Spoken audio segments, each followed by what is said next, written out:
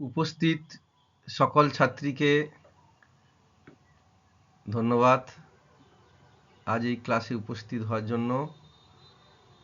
এবং আজকে আমি যে বিষয়টি তোমাদের সামনে বলতে চাই, দেখাতে চাই, তা হলো প্রাচীন বাংলার ভূখণ্ডের পরিচয়। গত দুটো ক্লাসে আমি তোমাদের একটা সামগ্রিক ধারণা দেওয়ার চেষ্টা করেছি, ছবির মধ্য দিয়ে ম্যাপ এঁকে দেখিয়েছি, মানচিত্র তোমাদের, এবং তোমরা অনেকেই বুঝতে পেরেছো। আমি দেখাও বলেছিলাম তোমাদের স্লাইড শো এর মাধ্যমে। আজকে সেই স্লাইড শো তোমাদের সামনে দেখাবো। তো আজকে আমাদের তাহলে আলোচনার বিষয় দাঁড়াচ্ছে প্রাচীন বাংলার ভূখণ্ডের পরিচয়, জনপদ ও ভৌগোলিক বৈচিত্র্যের এক ঐতিহাসিক সফর। সেই সফরে আমরা কতগুলো দিন যেমন কাটিয়েছি, তেমনি আজকে কয়েকটা মিনিট তোমাদের সামনে আমি বলবো, মন দিয়ে শুনবে। আশা করি সকলেই বুঝতে পারবে। আমি পরপর পাট পাট করে দেখাচ্ছি এবং তার সঙ্গে আমি একটা ম্যাপ বা ছবি দেওয়ার চেষ্টা করেছি কম বেশি, যেটা তোমাদের নিশ্চয়ই ভালো লাগবে। তাহলে এবারে আমরা পরের স্লাইডে আমরা চলে যাচ্ছি। আমরা দ্বিতীয় স্লাইডে চলে এলাম, যেখানে তোমরা হেডিং দেখতে পাচ্ছ ছাত্রীরা, প্রাচীন বাংলার প্রেক্ষাপট, বিচ্ছিন্ন জনপদ থেকে একক সত্তা কিভাবে গড়ে উঠছে। সেখানে আমি বলতে চেয়েছি যে প্রাচীন বাংলা কোনো একক রাজনৈতিক সত্তা ছিল না, বরং বিভিন্ন সময়ে এই অঞ্চল ছোট ছোট জনপদ বা রাজ্যে বিভক্ত ছিল, যাদের নিজস্ব নাম, সীমানা ও বৈশিষ্ট্য ছিল। বর্তমান বাংলাদেশ ও ভারতের পশ্চিমবঙ্গ নিয়ে গঠিত এই ভূখণ্ড অতীতের সেই বৈচিত্র্যেরই ফসল। অর্থাৎ একটা যে ছোট ছোট যে সীমানাযুক্ত যে জায়গাগুলো ছিল, সেগুলো একসঙ্গে বলা হচ্ছে যে বর্তমানে বাংলাদেশ ও ভারতের পশ্চিমবঙ্গ নিয়ে গঠিত যে ভূখণ্ড, অতীতে সেই বৈচিত্র্যেরই ফসল। প্রাচীন সাহিত্য, শিলালিপি, বিদেশি পর্যটকদের বিবরণ এবং প্রত্নতাত্ত্বিক নিদর্শন থেকে এসব জনপদের পরিচয় জানা গেছে। এই জনপদগুলোই কালক্রমে পাল ও সেন যুগে ঐক্যবদ্ধ হয়ে আজকের বাংলার রূপ নিয়েছে। তোমরা পাশেই তার একটা ম্যাপ দেখতে পাচ্ছ, একটা হেজি একটা ছবি তোমাদের দেওয়া হয়েছে, সেই পুরনো ছবি, যেখানে দেখানো হচ্ছে যে কি বিচ্ছিন্ন জনপদ কিভাবে আজ এই ভূখণ্ডের অতীত বৈচিত্র্যের ফসল। তোমরা দেখলে আমরা ঠিক পরের স্লাইডে চলে যাব। আচ্ছা, এবার আমরা 3 নম্বর স্লাইডেই চলে এলাম। এখানে তোমরা দেখতে পাচ্ছ যে একটা প্রাচীন জনপদের পরিচয় আমরা তুলে ধরছি। এই প্রাচীন জনপদ কি না পুন্ড্র। এই প্রাচীন কতগুলো জনপদ একসঙ্গে মিলিত হয়েই কিন্তু প্রাচীন বাংলা। তার মধ্যে প্রথমেই আমরা শুরু করছি, উত্তর বাংলার প্রাণকেন্দ্র হচ্ছে পুন্ড্র। উত্তর বাংলার প্রাচীনতম জনপদ ছিল পুন্ড্র। বর্তমান বগুড়া, রাজশাহী ও দিনাজপুর অঞ্চল নিয়ে এই জনপদ গঠিত ছিল। এর রাজধানী ছিল পুন্ড্রনগর, যা বর্তমান বগুড়া জেলার মহাপ্রস্থানগড়ে অবস্থিত। এই যে তোমরা দেখলে দুটো জায়গা, বগুড়া এবং রাজশাহী, এই দুটো কিন্তু বর্তমান বাংলাদেশে অবস্থিত। আর দিনাজপুরটা আমাদের পশ্চিমবঙ্গের সঙ্গে যুক্ত আছে। ওটা আবার দুটো ভাগ আছে, দিনাজপুর, উত্তর দিনাজপুর এবং দক্ষিণ দিনাজপুর। তোমরা পশ্চিমবঙ্গের ম্যাপ খুললেই বুঝতে পারবে। এবং এই বাংলার প্রাচীনতম নগর সভ্যতার নিদর্শন বহন করে। মৌর্য যুগ থেকেই এখানকার অস্তিত্বের প্রমাণ পাওয়া যায়। প্রত্নতাত্ত্বিক খননের ফলে এখানে প্রাচীন ঘরবাড়ি, মন্দির, দুর্গের ধ্বংসাবশেষ আবিষ্কৃত হয়েছে। ফলে এই যে দেখতে পাচ্ছ তোমরা পাশেই মন্দির এবং ঘরবাড়ির ধ্বংসাবশেষের একটা ছবি দেওয়ার চেষ্টা করেছি, যাতে তোমাদের মনে থাকে, সে কারণেই এটা করা হয়েছে। তোমরা এটা ভালো করে পড়বে। আমরা তারপরে চলে যাব 4র্থ নম্বর স্লাইডে চলে যাব। আমরা এবার চলে এলাম 4 নম্বর স্লাইডে। তোমরা দেখতে পাচ্ছ এখানে আরেকটি জনপদের কথা বলা হচ্ছে বা হবে, সেটা হচ্ছে গৌড়। এই গৌড়ের একটা বিশেষ পরিচিতি আছে বাংলায়। তার কারণ হচ্ছে গিয়ে শশাঙ্কের গৌরবময় রাজ্য শাসন এবং রাজনৈতিক একটা শক্তির উত্থান সেই সময় হয়েছিল। গৌড় জনপদ মূলত বর্তমান পশ্চিমবঙ্গের মালদা ও মুর্শিদাবাদ অঞ্চল এবং বাংলাদেশের রাজশাহীর কিছু অংশ নিয়ে গঠিত ছিল। তার মানে পরিষ্কার বুঝতে পারছো যে গৌড় উত্তরবঙ্গে অবস্থিত। এখন গৌড়বঙ্গ ইউনিভার্সিটি আছে, মালদায় গেলে দেখা যায় বেশ বড় ইউনিভার্সিটি হয়েছে। কয়েকদিন আগেই আমাদের রাজ্যপাল ভিজিট করলেন।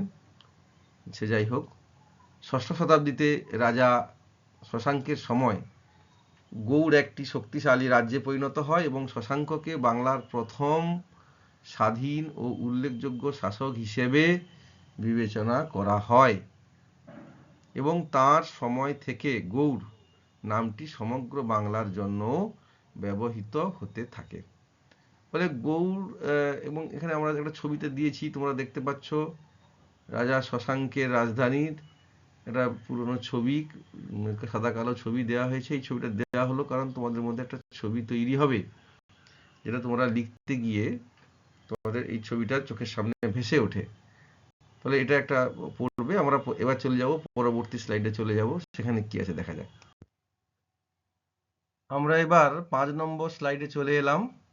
দেখতে পাচ্ছ তোমরা যে বঙ্গ নামে একটি জনপদ, যেখানে বলা হচ্ছে বাঙালির শিকড় এবং আধুনিক বাংলা নামের উৎপত্তি। এই যে বঙ্গ জনপদ দক্ষিণ পূর্ব বাংলার একটি অংশ ছিল, যা মূলত বর্তমান ঢাকা, ফরিদপুর ও বিক্রমপুর অঞ্চল নিয়ে গঠিত। এই বঙ্গ নাম থেকেই পরবর্তীকালে সমগ্র অঞ্চলের নাম বাংলা বা বেঙ্গলের উৎপত্তি বলে ধারণা করা হয়। বঙ্গ জনপদ নদী বিধৌত এবং কৃষি সমৃদ্ধ অঞ্চল হিসেবে পরিচিত ছিল। বঙ্গ জনপদ ছিল অত্যন্ত সমৃদ্ধ। এখানে উর্বর পলিমাটি কৃষিকাজের জন্য ছিল আদর্শ, কারণ তোমরা জানো নদী যেদিক দিয়ে প্রবাহিত হয় তার দুই দিকের অংশ খুবই উর্বর এবং পলি মৃত্তিকা দ্বারা গঠিত, যা এই অঞ্চলের অর্থনৈতিক সমৃদ্ধির মূল ভিত্তি হিসাবে কাজ করত। প্রাচীন সাহিত্যেও এই জনপদের সমৃদ্ধির কথা বিশেষভাবে উল্লেখ করা হয়েছে। অর্থাৎ নদী, যে সমস্ত এলাকায় নদী বেশি আছে, অর্থাৎ মিষ্টি জল যেদিক দিয়ে প্রবাহিত হয় এবং সেই নদীর দুই পাড় বা উপকূল এলাকাগুলো খুব সমৃদ্ধ হয়, অর্থাৎ ফসল ভালো হয় এবং সেখানে বেশি মানুষও বাস করে। এই বঙ্গ জনপদ একটি গুরুত্বপূর্ণ জনপদ, সেটা সম্পর্কে জানলাম। আমরা নেক্সট চলে যাব, 6ষ্ঠ স্লাইডে চলে যাব। এই স্লাইডটিতে আমরা দেখব আরেকটি জনপদের কথা।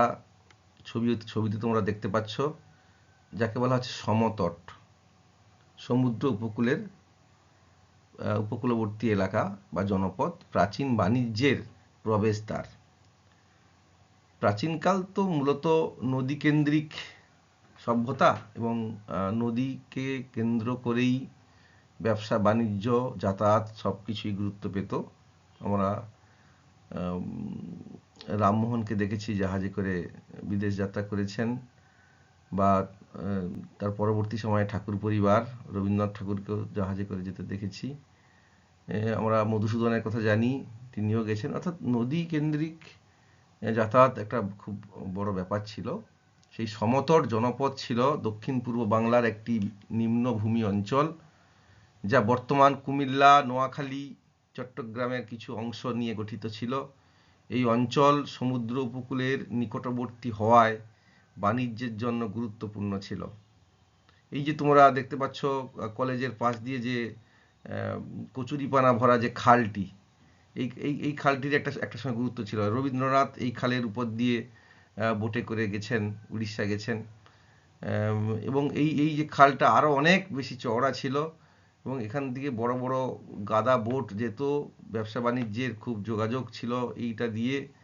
এবং এর পাশেই তোমরা যে বাঁকা নালা, অর্থাৎ এই যে বাঁকা বলে একটি জায়গা, তোমরা যারা এই এলাকার ছেলে মেয়ে আছো, মেয়েরা আছো, তোমরা জানো যে বাঁকা, এটার সঙ্গে আগে এটা দিয়েই যোগাযোগ ছিল, পরে ওটাকে পথটাকে ঘুরিয়ে দিয়ে এই খালটা কাটা হয়েছে সোজা গেঁওখালি।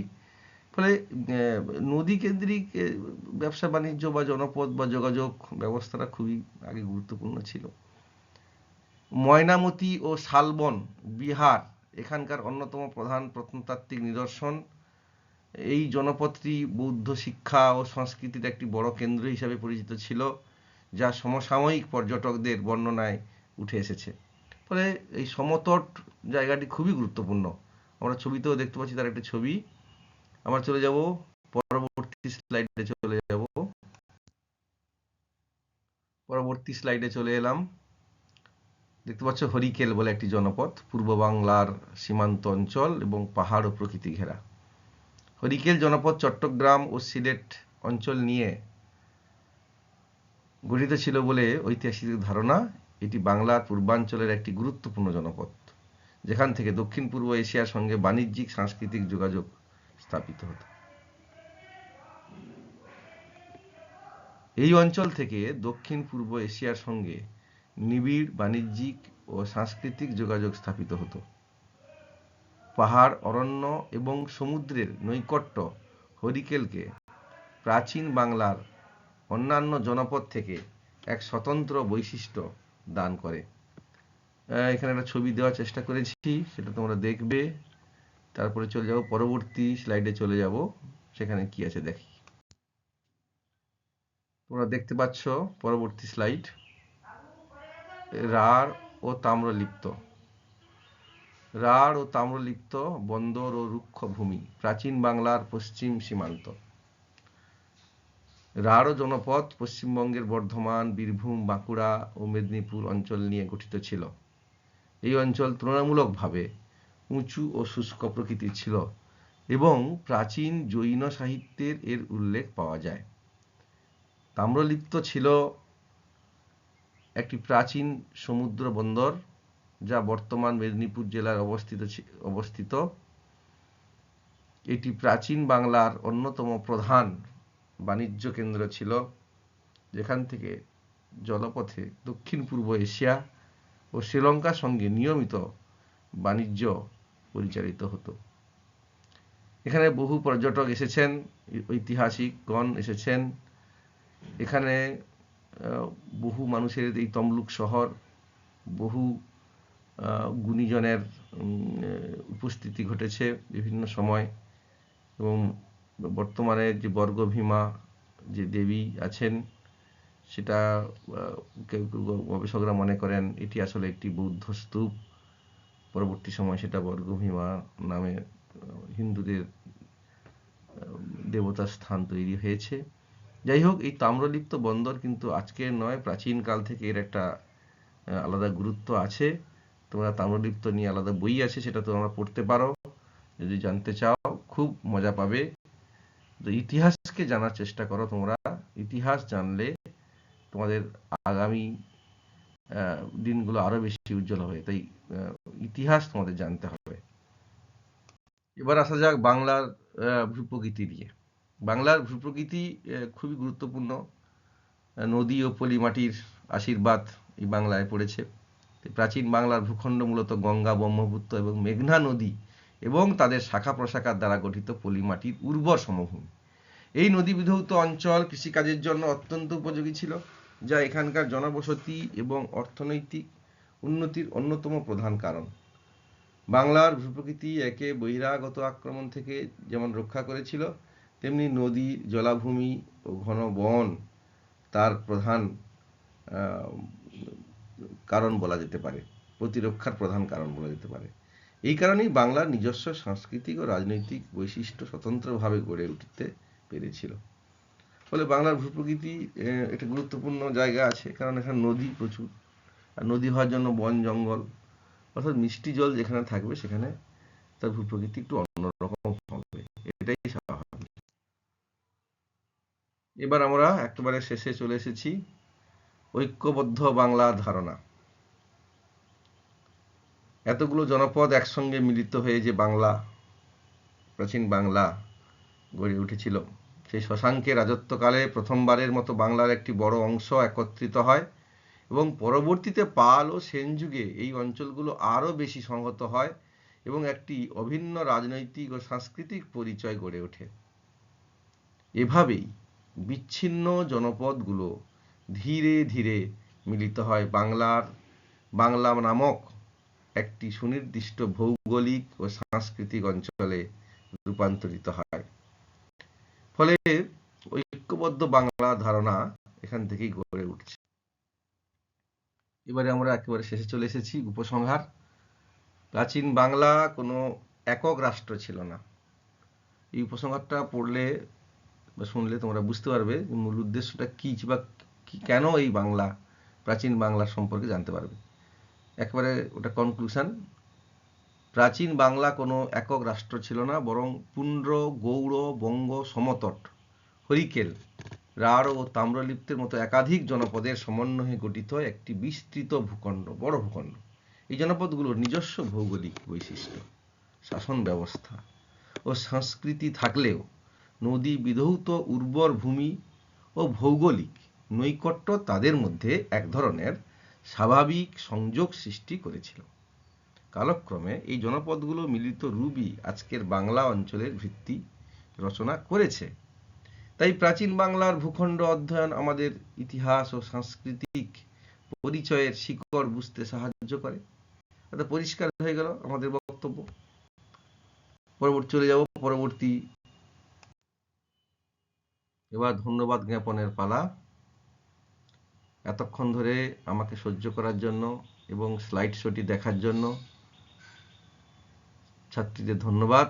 সেই সঙ্গে আবারও ধন্যবাদ জানাই মোবাইলে কোনো রকম হাত না দিয়ে এত সময় তোমরা আমার কথা শুনেছ। আমি অধ্যাপক নীলোৎপল জানা, মহিষাদল গার্লস কলেজ। সকলকে ধন্যবাদ জানাই। সমস্যা হলে আবার ইউটিউব থেকে ভিডিওটি দেখে নিও।